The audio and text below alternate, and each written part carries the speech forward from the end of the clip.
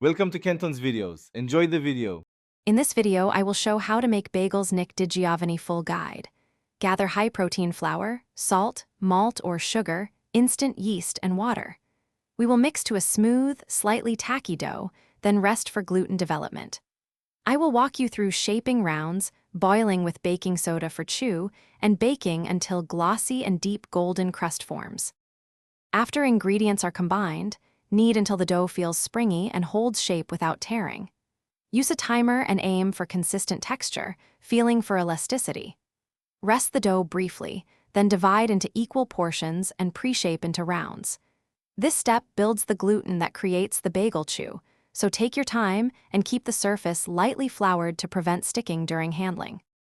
Quick recommendation: stay hydrated during long bakes with the Owala water bottle, which keeps water cold and fits cup holders, perfect for tasting and cleanup breaks. It's durable, easy to sip, and makes kitchen life a bit more pleasant when you're juggling dough and oven timers.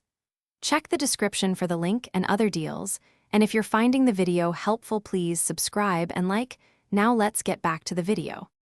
Once shaped, proof bagels slightly before boiling to maintain interior chew.